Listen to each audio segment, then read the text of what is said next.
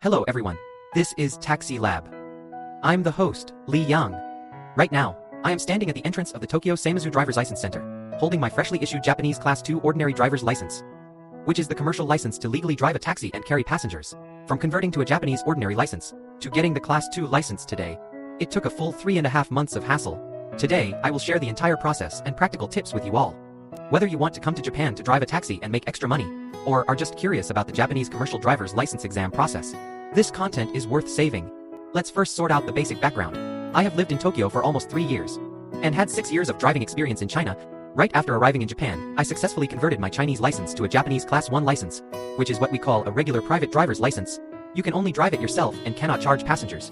The complete process of converting a Chinese license, I've made content on before, so today let's get straight to the point. After getting the ordinary license,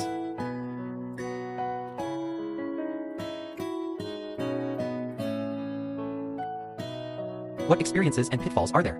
I'll explain it all thoroughly. Many friends asked me, why take the Class 2 license exam? The reason is actually very practical. First, the Tokyo taxi industry is really short of people, especially drivers who speak Chinese.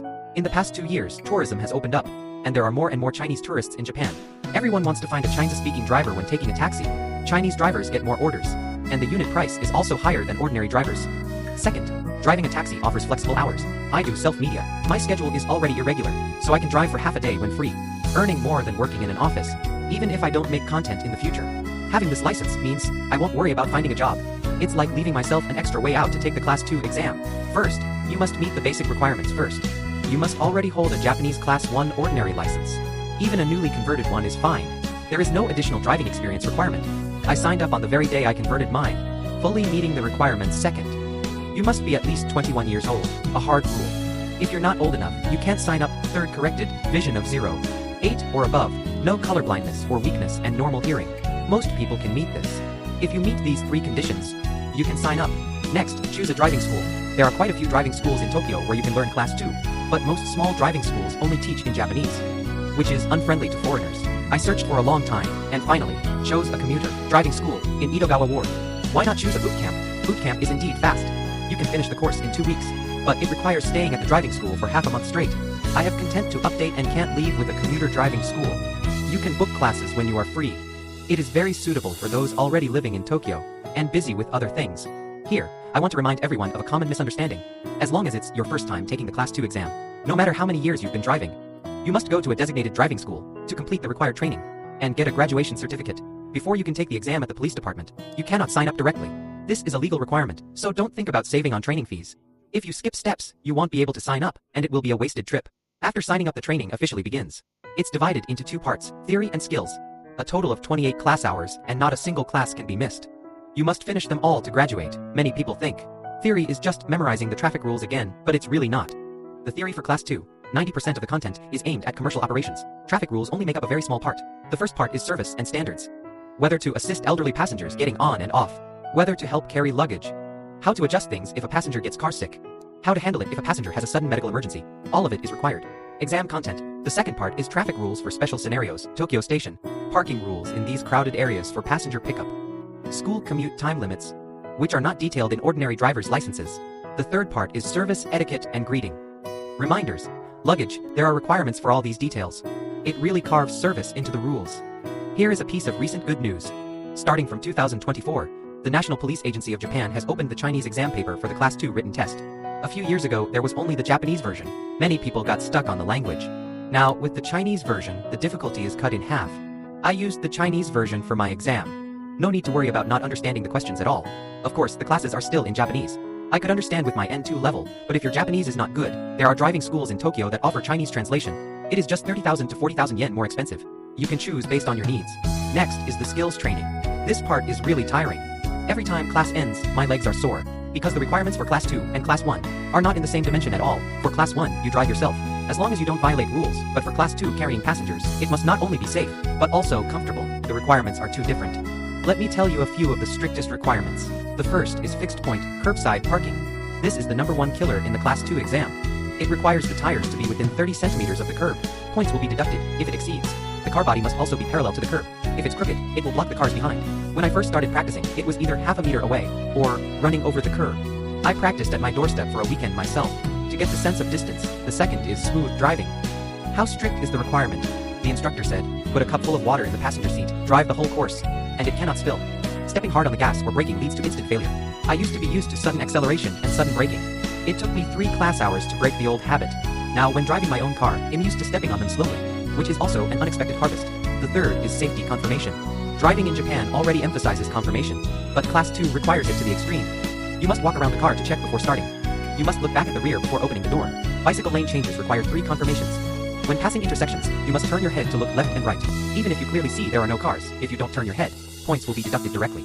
During my exam, I saw a candidate in front of me who didn't turn his head, and failed directly. What a pity. After finishing all the classes, you must first pass the driving school's internal graduation exam, and get the graduation certificate before going to the license center for the national exam. I chose the Tokyo Samsu License Center. It is the largest exam site for foreigners, and supports Chinese test papers. The process is also mature. Let me talk about the official exam process. I arrived at 7:30 and it opens at 8 o'clock. Quite a few people were already queuing. The first step is to submit documents. You need to bring your current Class 1 driver's license, residence card and certificate of residence, and graduation certificate with photos prepared in advance, so you won't waste time. The second step is physical exam, checking vision, color vision, and hearing. It's done in 5 minutes. As long as you meet the requirements, anyone can pass. The third step is the written test, 95 questions in total. The full score is 100 and the passing line is 90. Failing 5 multiple choice questions means failing the test. So you really cannot take it lightly. Before the exam, I went through the Chinese exercise set 3 times, practicing nearly 2,000 questions in the test bank. I encountered many of the same questions in the exam, and ended up getting 2 wrong, passing with a score of 98. There is a little trick to answering. Many questions test service awareness. Remember, the core is safety and compliance, making it easy to choose after passing the written test. Booking the driving test. Samsu has many candidates.